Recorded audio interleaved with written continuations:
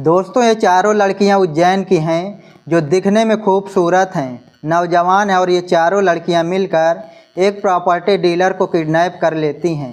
क्योंकि दिखने में वह शरीर से हट्टा कट्टा था, तंदुरुस्त था, फिजिकली फिट था और यह लड़कियां उसको कार में किडनैप करती हैं और 24 घंटे तक उसको अपने कार में साथ में रखती हैं, उसको अपने साथ घुमाती हैं और फिर उसका हाथ और पैर दोनों एक मोटी रस्सी से बांध देती हैं और फिर यह चारों लड़कियां मिलकर उसके साथ रेप करती हैं और फिर उसका वीडियो भी बनाती हैं। दोस्तों यह सब हैवानियत देखकर यह व्यक्ति बहुत ज़्यादा परेशान हो जाता है। पहले तो इस व्यक्ति को अय्याशी करना बहुत ज़्यादा पसंद होता है। अपनी बीवी को छोड़कर नई नई लड़कियों से मिलना बहुत पसंद था, लेकिन जब यह चारों लड़कियां इसको किडनैप कर लेती हैं और पूरी रात इसके साथ जब वो सब कुछ करना शुरू करती हैं, जब इसको टॉर्चर करना शुरू करती हैं, तो दोस्तों यह प्रॉपर्टी डीलर जो लड़कियों का शौकीन था, यह हाथ जोड़कर उनके पैरों में गिर जाता है और अपने जान की भीख मांगने लगता है। लेकिन दोस्तों इन लड़कियों का उसको छोड़ने का इरादा बिल्कुल भी नहीं था।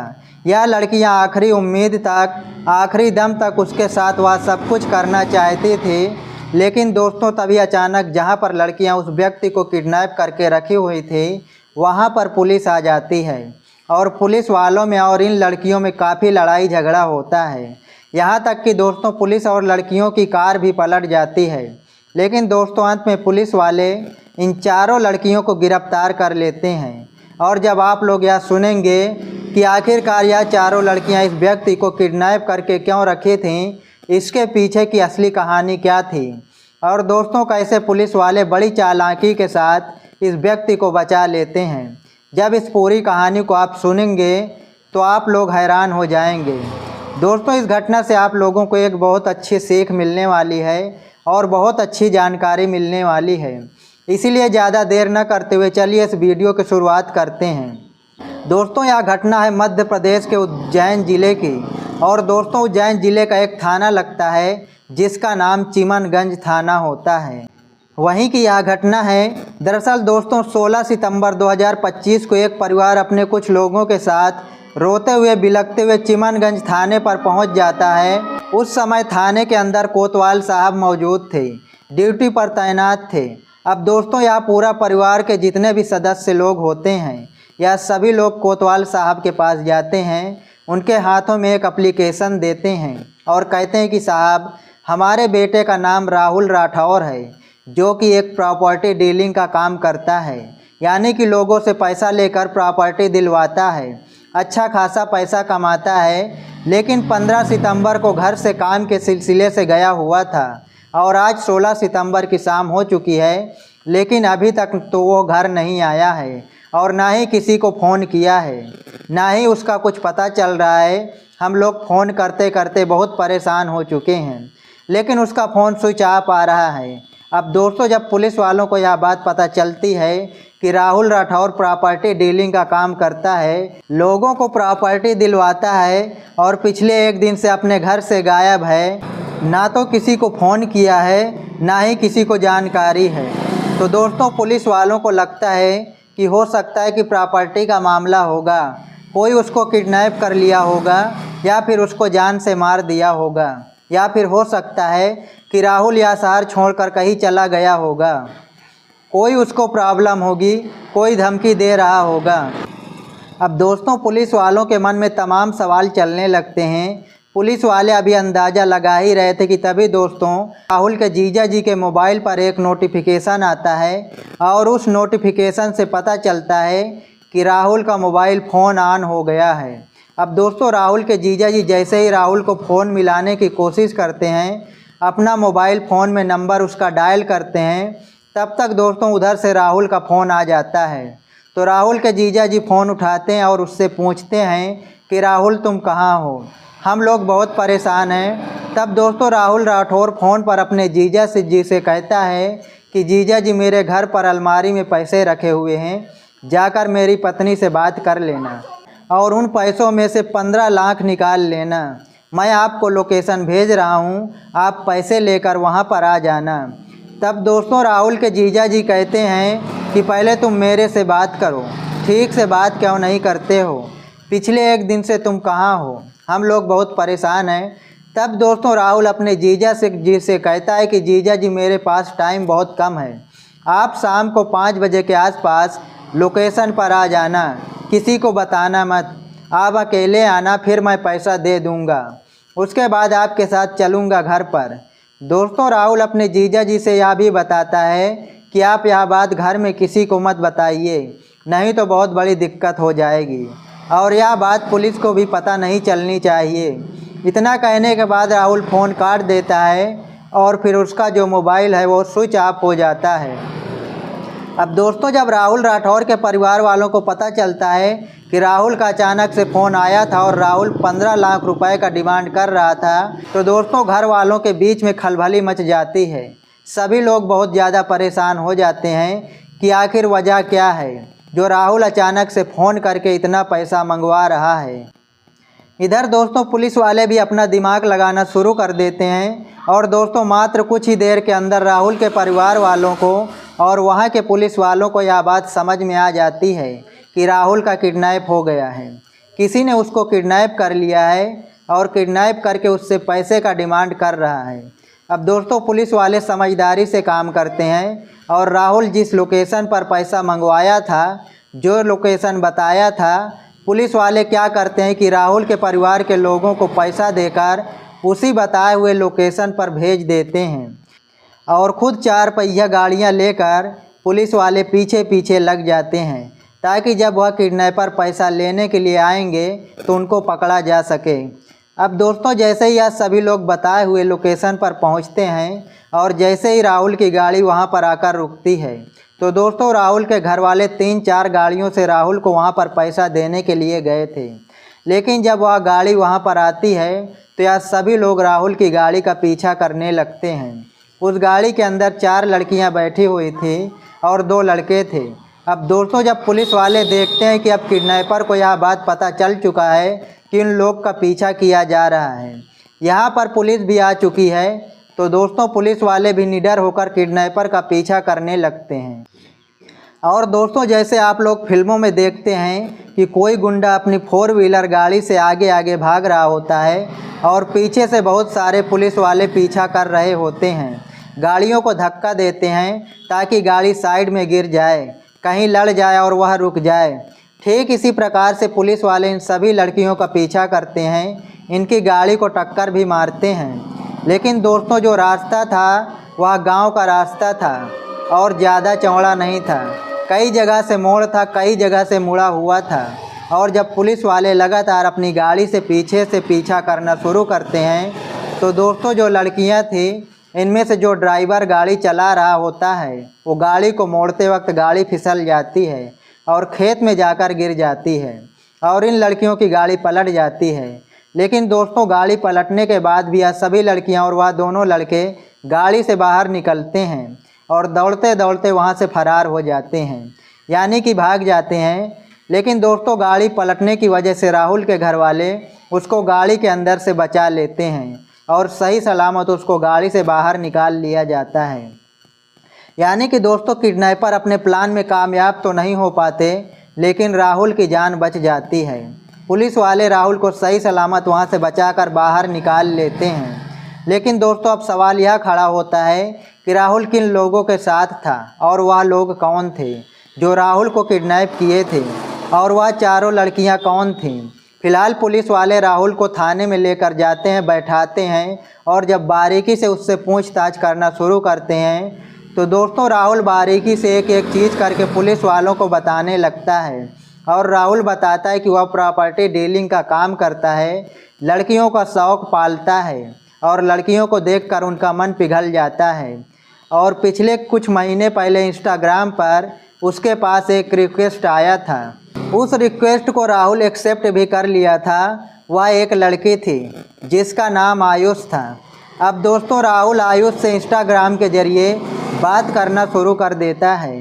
पहले तो दोनों के बीच में चैटिंग होती है, फिर दोस्ती हो जाती है और धीरे धीरे 1 महीने के अंदर दोनों लोग फ़ोन कॉल पर बातचीत करने लगते हैं, यानी कि नंबर भी एक्सचेंज कर लेते हैं। धीरे धीरे समय गुजरता है। जब आयुषी राहुल राठौर के बारे में सारी जानकारी इकट्ठा कर लेती है। वो अच्छी तरीके से जान लेती है कि राहुल प्रॉपर्टी डीलिंग का काम करता है, पैसे वाला है, महंगी महंगी गाड़ियों से चलता है, आलीशान घर है, पैसे रुपए की कोई कमी नहीं है, सब कुछ ठीक ठाक है। तो दोस्तों आयुषी क्या करती है कि राहुल राठौर को फ़ोन करती है और उससे कहती है कि देखो मेरी एक बहन है जिसका नाम कृतिका है, वह शादीशुदा है, उसका पति अच्छा खासा पैसा कमाता है, उसको एक प्रॉपर्टी ख़रीदना है, क्या तुम उसको प्रॉपर्टी दिलवा सकते हो? तब दोस्तों राहुल कहता है कि हाँ दिलवा सकता हूँ, क्या हम लोग मिल सकते हैं? दोस्तों आयुषी कहती कि हाँ मिल सकते हैं। अब दोस्तों राहुल तो पहले से मिलने के लिए बेचैन था, क्योंकि इंस्टाग्राम पर बात करते करते परेशान हो गया था। अब वह उससे आमने सामने से मिलना चाहता था। तो राहुल मिलने के लिए तैयार हो जाता है और इधर से राहुल की जो पत्नी होती है उसको कानों कान खबर नहीं होती है कि उसका जो पति है वह इंस्टाग्राम पर किसी और से बात कर रहा होता है, किसी और से मिलने जा रहा है। राहुल की पत्नी को यह भी भनक नहीं लगती कि उसकी कोई प्रेमिका बन चुकी है। इधर दोस्तों जो राहुल था इसको थोड़ा सा भी भनक नहीं लगता कि आयुषी कौन है, उसका इरादा क्या है और वह उसके साथ क्या करने के लिए वहाँ पर बुला रही है। अब दोस्तों 15 सितंबर 2025 को यह लोग मिलने का प्लान बनाते हैं और 15 सितंबर को राहुल अपनी कार लेकर घर से निकल जाता है और कानपुर के एक ओवर ब्रिज पर अपनी कार को लेकर वहाँ पर पहुँच जाता है, क्योंकि दोस्तों जो ब्रिज बना हुआ है वह काफ़ी सुनसान रास्ता है और वहाँ पर बहुत कम लोग आते जाते हैं। तो आयुषी राहुल को मिलने के लिए वहीं पर बुलाई हुई थी। जब राहुल कुछ देर इंतज़ार करता है तो कुछ देर के बाद आयुषी भी वहाँ पर आ जाती है। तो राहुल उसको देखकर पहचान जाता है, क्योंकि दोस्तों राहुल घंटों घंटों तक आयुषी से वीडियो कॉल पर बातचीत करता रहता था, इसीलिए वह आयुषी को आता हुआ देखकर उसको पहचान जाता है। लेकिन दोस्तों आयुषी के साथ एक और लड़की थी जिसका नाम कृतिका था, जिसको वह अपनी बहन बता रही थी, और उसकी बहन के साथ 2 लड़कियां और भी थी, जिनमें से एक का नाम पूजा था और एक लड़की का नाम नेहा था। अब दोस्तों यह चारों लड़कियां क्या करती हैं कि एक एक करके राहुल के कार में आकर बैठ जाती हैं। राहुल जो था वह ड्राइविंग सीट पर बैठा हुआ था। तो आयुषी राहुल से कहती है कि राहुल तुम पीछे वाली सीट पर आकर बैठ जाओ, हमें तुमसे कुछ ज़रूरी बात करनी है। तो दोस्तों राहुल अपना ड्राइविंग सीट छोड़कर पीछे वाली सीट पर जाकर बैठ जाता है और आयुषी से चिपकने लगता है, छेड़खानी करने लगता है, उसके साथ कुछ गलत हरकतें करने लगता है। तो दोस्तों आयुषी भी उसका सहयोग करती है, वह भी उसके साथ मस्ती करना शुरू करती है। आखिरकार दोस्तों इन दोनों के बीच में उसी कार के अंदर राहुल पहले तो आयुषी के साथ संबंध बनाता है, और जब संबंध बना रहा होता है इसी दौरान यह तीनों लड़कियां भी उसके साथ संबंध बनाने की इच्छा जाहिर करती हैं, और जब नहीं मानता है तो ज़बरदस्ती संबंध बनाने भी लगती हैं। उसकी हालत एकदम से ख़राब कर देती हैं और फिर इसका वीडियो भी अपने मोबाइल में बना लेती हैं। अब दोस्तों यह सब नज़ारा देखकर राहुल बहुत ज़्यादा घबरा जाता है, बहुत ज़्यादा परेशान हो जाता है, क्योंकि कार का जो चारों दरवाज़ा था वो चारों तरफ से लॉक था और यह चारों लड़कियां उसको गाड़ी से बाहर निकलने भी नहीं दे रही थी, उसके साथ गलत काम किए जा रही थी। अब दोस्तों राहुल के मन में तरह तरह के सवाल चलने लगते हैं कि आखिर यहाँ पर सब क्या हो रहा है, यहाँ पर यह सब तो नहीं होना चाहिए था, क्योंकि दोस्तों वो आयुषी से प्यार करता था और आयुषी से मिलने के लिए आया हुआ था।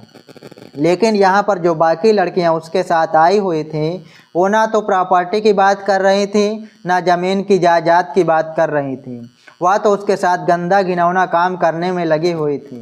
तभी दोस्तों अचानक से 2 लड़के वहाँ पर आते हैं और उसी कार के अंदर बैठ जाते हैं। एक लड़का ड्राइविंग सीट पर बैठ जाता है जिसका नाम संजय गुर्जर होता है, और एक लड़का उसी के बगल वाली फ्रंट सीट पर बैठ जाता है जिसका नाम फूल सिंह गुर्जर होता है।